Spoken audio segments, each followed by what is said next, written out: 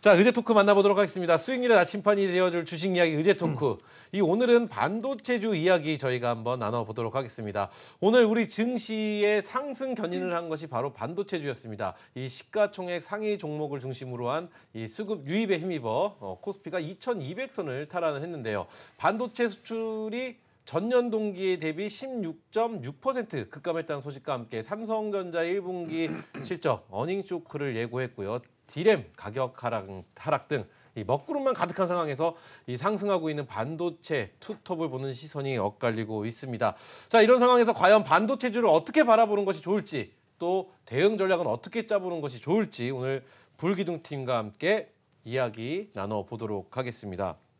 먼저 최근 이 외국인 매수 유입에 계속 지속 중인 반도체주, 도대체 왜 외국인들이 갑자기 또 이렇게 우리를 행복하게 해주는지, 그리고 또 일각에서는 이제 바닥을 다졌기 때문에 더 이상 내려갈 곳이 없기 때문에 들어온다라는 의견도 있습니다. 과연 이게 바닥인지, 도대체 외국인들은 왜 이렇게 유입이 되는 건지 한번 먼저 여쭤보고 시작해 보도록 하겠습니다. 자, 어느 분이 먼저 포문을 열어주시겠습니까? 강은숙 대표님, 네. 가시죠. 네, 기다릴 시간이 없습니다. 네네. 네. 사실 지금 이제 삼성전자, SK 하이닉스가 1월달 첫째 주 1월 4일 한 2, 3일 정도를 지나고 난 이후에는 가장 최저점을 찍었습니다. 근데 지금 단기적으로 반도체주의 바닥을 다졌나? 제가 보는 시점에서는 요 1월달이 단기적인 바닥은 다졌다라고 보여집니다. 올해 4월 들어서 2% 상승 중이고 외국인들의 매수세가 강하게 유입되고 있는 그런 모습들인데요. 특히 IT, 철강, 화학 쪽, 이제 IT, 철강, 화학 이렇게 거론을 하게 되면 이 중국을 빼놓고 얘기할 수가 없지요.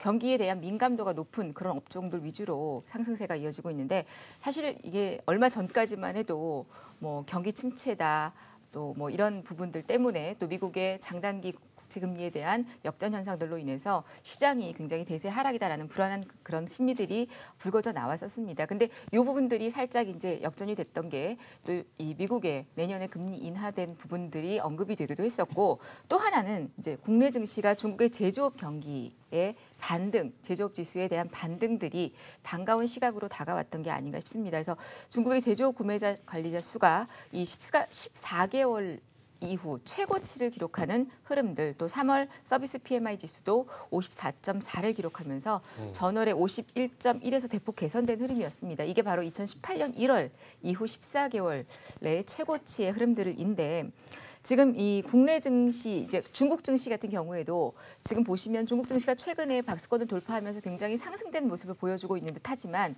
중국 증시의 이 업종 차트의 흐름을 잠깐 이렇게 보시면 중국 증시 같은 경우에도 이 주봉의 흐름들, 상해 종합 증시의 흐름을 주봉으로 좀 보시면 이게 결코 지금 사실 단기적으로 오른 게 아니다라는 얘기입니다. 예전에 비교한다라면 저점을 찍고 V자 반등이 물론 이어지긴 했지만 아직까지도 사실은 바닥권이긴 합니다.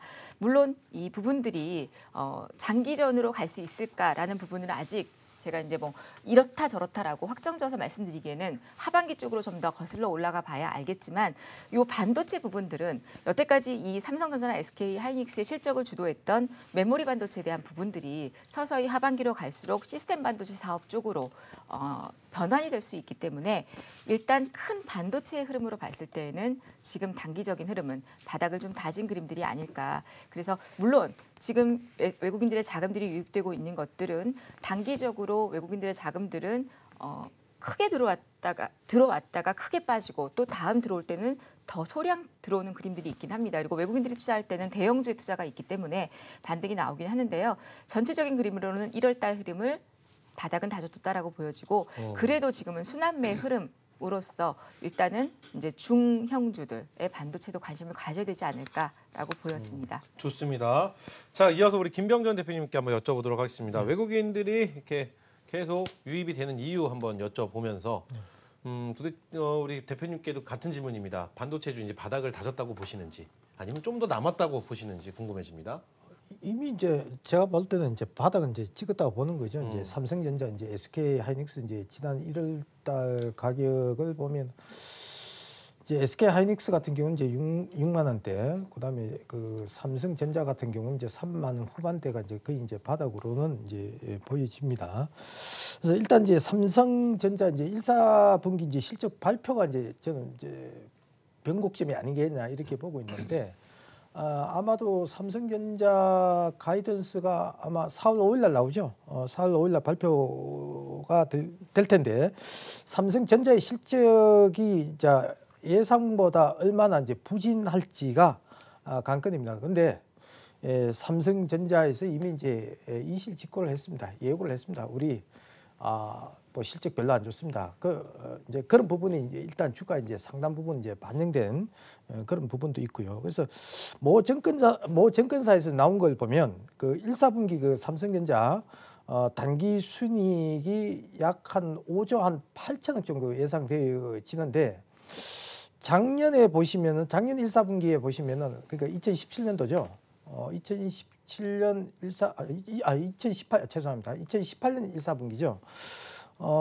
단기 순이익이 약 11조인 거 감안하면 거의 이제 반토막이다 이렇게 이제 볼 수가 있겠고, 역시 이제 그 좀 전에 말씀드렸다시피 삼성전자 1사분기 실적이 예상치를 밑돈 것은 이미 알려져 있고, 1사분기가 이제 최악이라고 생각해 본다면 2사분기부터는 뭐 조금씩 이제 나아지지 않겠냐고 보고 있고, 따라서 최근의 주가의 모습은 이미 바닥을 치고 상승세를 보여주고 있다.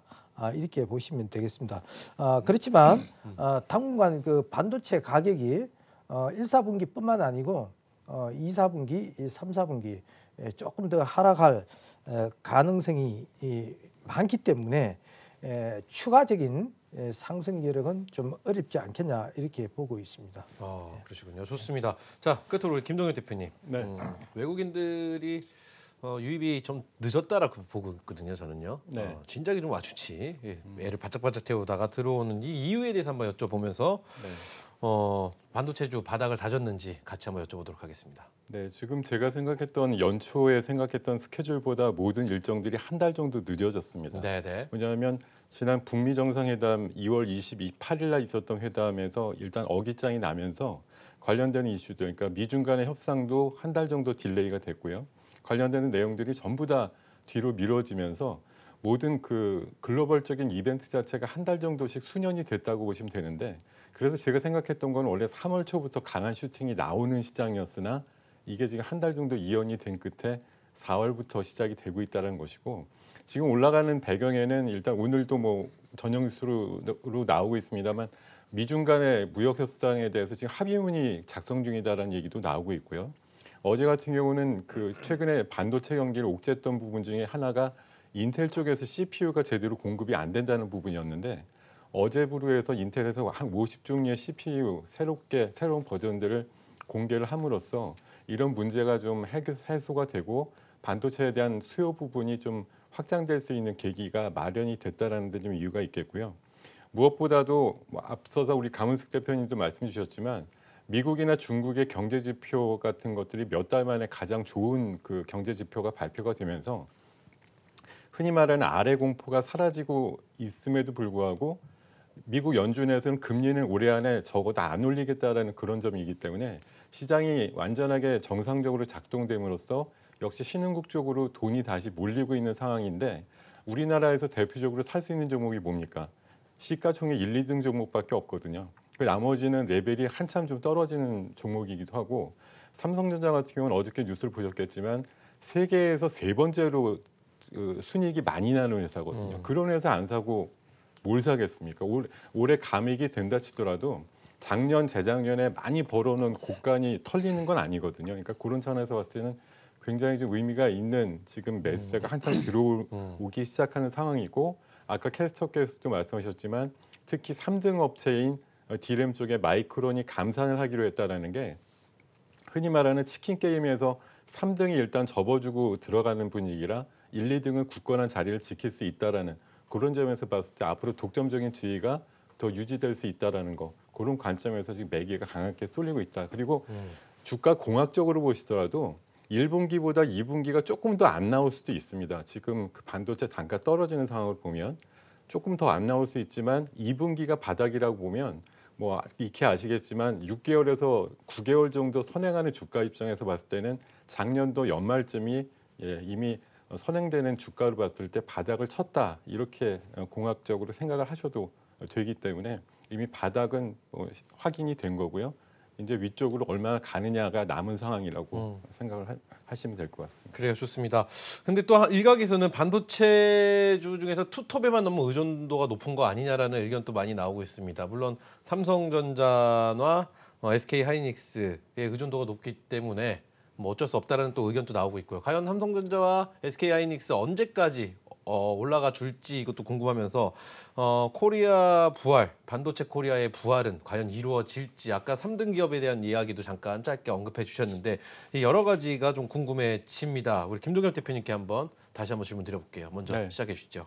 네, 지금 뭐 투톱이라는 의존도가 있는 것이 우리나라 경제나 아니면 산업 쪽에 장점일 수도 있고 굉장히 단점일 수도 있습니다. 네네. 왜냐하면 확고한 지위를 차지하고 있는 글로벌 단위 회사가 우리나라에 두 군데나 존재한다라는 건 어떻게 보면 반도체라고 하는 어떤 그 좀 영속성이 있는 그 대표적인 IT 부분에 있어서는 축복이라고 볼 수가 있는 문제이기 때문에 이쪽에 대한 의존도가 심한 것이 어떻게 보면 우리나라 경제를 그동안 지탱했던 그런 원인이 될 수도 있는데 지금 보면 안 좋아진다. 특히나 이제 반도체 시장 쪽에서도 우리나라 이 투톱이라고 하는 부분이 디램 반도체 쪽에 메모리 반도체 쪽에 이제 조금 그 몰입이 돼 있다 보니까 두 배나 시장이 큰 비메모리 반도체 쪽에 부분이 좀 약하고요.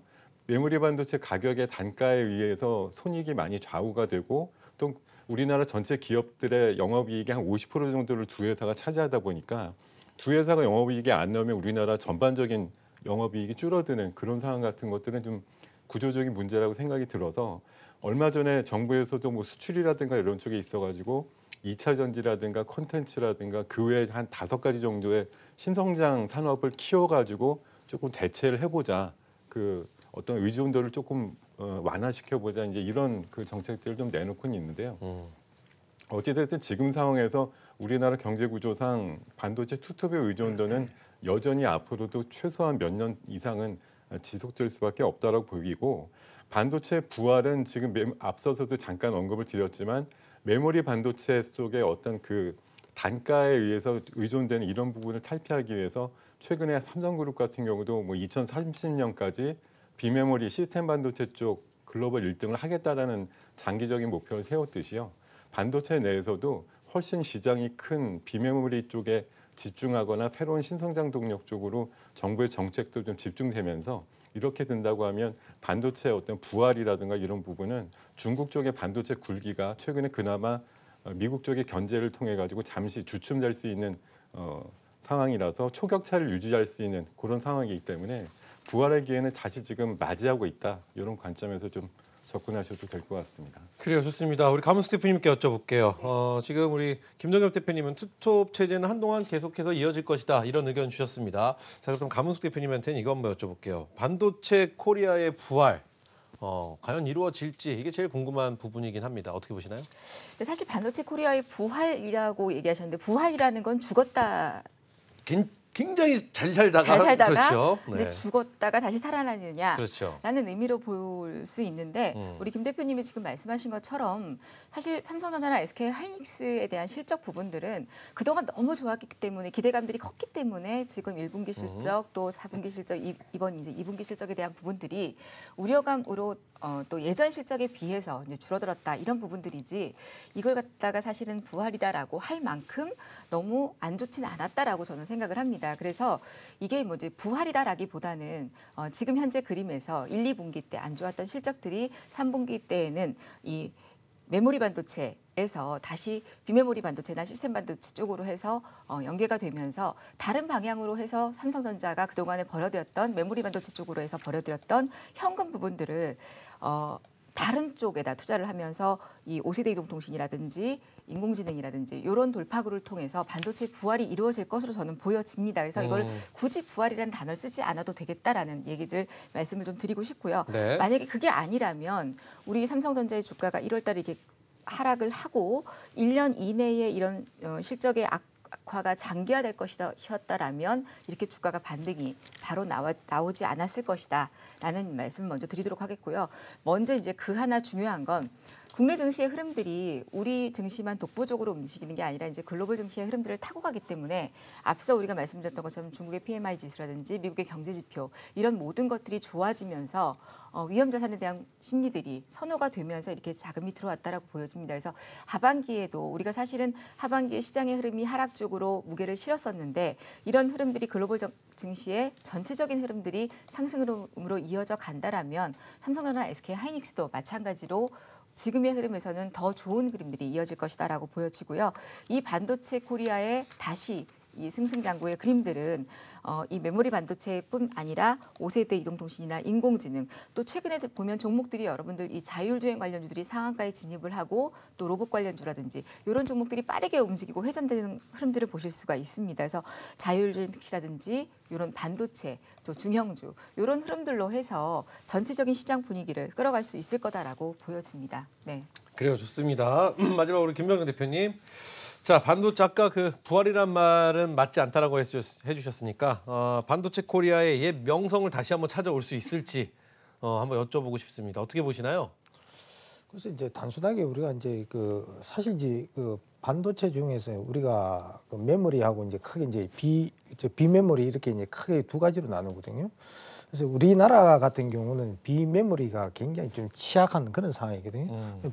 비메모리 쪽에 주로 들어가는 게 바로 이제 4차 산업이에요. 뭐 잘 아시다시피 뭐 인공지능이라든지 빅데이터, 뭐 5G 자율주행 이런 쪽에 많이 이제 수요가 예상은 되어지는데 문제는 올해는 이제 그 금리 인상이 없다고 하더라도 이제 내년에 이제 금리 인상하고 어느 정도 우리가 연관을 안 지을 수가 없습니다. 이게 경기 민감주이기 때문에 그래서 좀 한계가 있지 않겠냐. 저는 이제 일단은 이제 그렇게 보고 있는데 뭐 굳이 이제 회복을 한다면은 원래 하반기부터는 조금 나아지는 뭐 그런 모습은 나오지 않겠냐 이렇게 보고 있지만 제가 봐서는 그 크게 상승 여력은 있다하고는 보고 있지 않습니다. 그래서 작년에 그 삼성전자하고 이제 SK 하이닉스 반도체 재고가 이제 2배 가량 이 증가를 했습니다.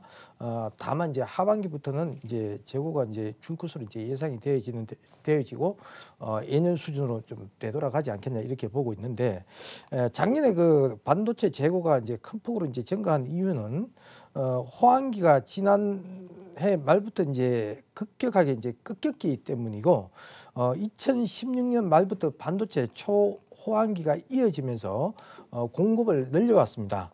공급을 늘려왔는데 지난해 말부터 반도체 수요가 이제 급감하면서 재고가 이제 급증을 한 것이 주요한 원인이 될 수가 있겠고요. 반도체 그 디램 가격 측면에서 본다면은 그 디램 익스체인지라고 있어요.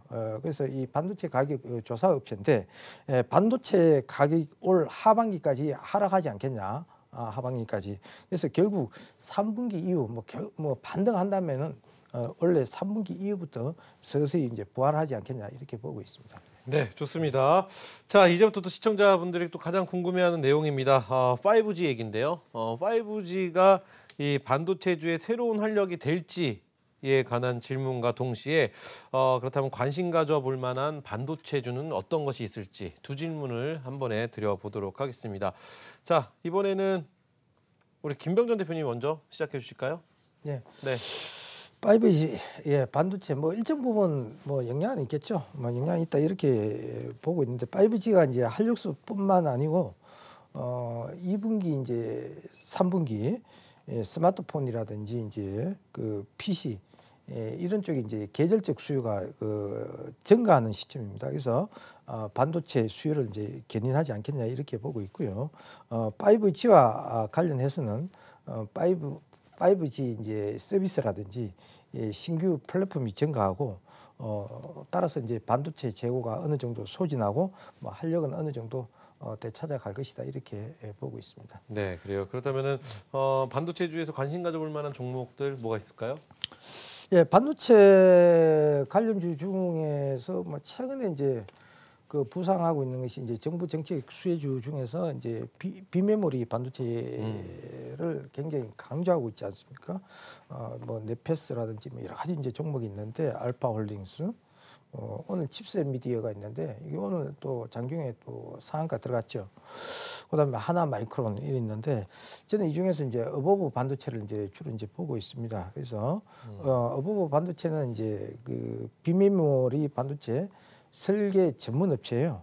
설계 전문 업체고 그리고 아시다시피 이제 삼성전자에서 지난번에 이제 발표를 했습니다만은 비메모리 반도체 시장을 미래 성장 동력으로 집중적으로 이제 육성한다는 그런 얘기도 있었고 이번에 그 정부 정책주로서 그 시스템 반도체 육성하고 육성을 하기 때문에 수혜를 가장 많이 받을 종목이 아닌가 이렇게 보고 있고요.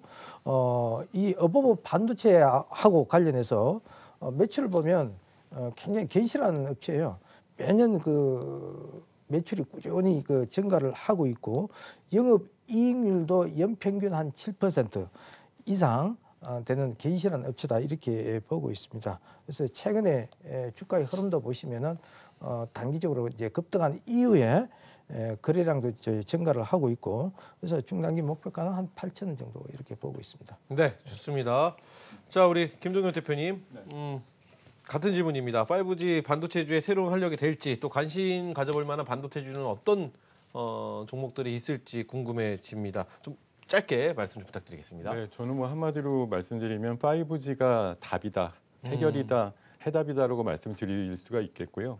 한마디로 지금 많은 기대를 하면서도 실제 어떤 부분이 될지에 대해서 우리 스스로도 잘 모르고 있지만 5G가 개화되는 이번 주 금요일이 우리나라, 다음 주 목요일에 이제 미국이 그 상용화를 시작이 되는데 그때를 기점으로 해서 글로벌 성장에 대한 우려감들이 확 가시면서 5G와 연관되는 여러 가지 커넥티드 돼 있는 산업들과 섹터들이 만개하는 그런 시장과 함께 반도체 폭증 수요가 일어날 거다 이런 식으로 좀 시나리오를 잡고서 대응하시자 이렇게 말씀드리겠습니다. 네, 좋습니다. 우리 감은숙 대표님. 네. 감은숙 대표님의 생각도 궁금해집니다. 5G가 반도체의 새로운 활력이 될지 그리고 또 우리가 반도체주 중에서 관심 가질 만한 종목들 뭐가 있을지 같이 여쭤보겠습니다. 일단 됩니다. 아까 네. 전자에서도 말씀을 드렸고요. 삼성전자가 지금 새롭게 2020년에 완공을 목표로 해서 화성 사업장에다가 6조 원 이상을 투자해서 메모리 반도체 쪽에서 벌어들였던 현금을 이 비메모리 시스템 반도체 쪽에다 투자를 하고 있는 그런 모습들입니다.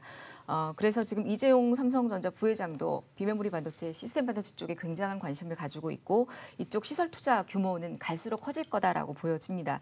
또 하나는 삼성전자가 애플 아이폰에 사용될 5세대 통신 반도체를 비싼 가격에 공급할 수 있다라는 이 외국의 언론 보도들이 좀 나오고 있습니다. 애플이 2020년에 출시할 5세대 아이폰에 통신 반도체 수급을 놓고 굉장히 고심하고 있다라고 하는데 이 반도체 공급사였던 퀄컴하고 기술 특허를 놓고 이제 법적 분쟁 싸움을 벌이면서 거래를 끊은 뒤에 지난해 출시됐던 아이폰 모두 인텔의 통신 반도체를 사들여서 탑재를 했었습니다. 근데 이 폰 아레나 같은 경우는 인텔의 통신 반도체로는 성능 측면에서 경쟁사에 굉장히 뒤진다. 그래서 애플이 다른 선택지를 고심할 수밖에 없는데 그런 상황에서 애플이 스마트폰 업체에서 그 나머지를 이 퀄컴과 인텔을 제외한다라면 삼성전자밖에는 없습니다. 그래서 지금 삼성전자를 놓고 고심을 하고 있고 중국 업체가 있기는 하나 뭐 중국 하웨이 같은 경우는 미국과 또 이 지적재산권 부분의 분쟁들, 무역 협정에 대한 분쟁들이 있기 때문에 삼성전자가 지금 애플 아이폰에 사용될 5세대 통신 요 부분들을 비싸게 공급할 수 있다라는 언론도 보도되고 있어서 이런 부분들이 이제 수출 쪽으로 펼쳐진다라면 삼성전자에서는 새로운 또 비메모리 반도체의 투자처가 될 수 있기 때문에 관심 있게 보실 수 있고요. 관심을 가져볼 만한 반도체 종목은 저는 DB 하이텍을 말씀을 드리려고 합니다. 네. 이 종목 같은 경우는 지금 최근 메모리 반도체 시장에 어려움을 겪는 것과는 달리 이 8인치 웨이퍼 파운드리 시장은 다품종 그 소량 생산 방식으로 운영되는 모바일, 사물 인터넷, 자동차 분야의 시스템 반도체 수요가 굉장히 강합니다. 그래서 자동차 분야의 시스템 반도체 수요가 강하기 때문에 성장세를 앞으로도 이어갈 것으로 보여지고요. 그리고 4차 산업혁명 시대에 또 우리 김병정 대표님 말씀하신 것처럼 4차 산업혁명의 중심, 사물 인터넷, 전기차, 5세대 또 증강현실, AR, 가상현실 이런 등등에 있어서 여러 가지 차세대 시스템 반도체 개발에 역량을 주력하고 있기 때문에 앞으로도 추가적인 상승 여력도 있고 지금 기술적 흐름으로 보더라도 최근에 2019년부터 해서 바닥권에서 자금이 굉장히 많이 유입이 된 상태입니다.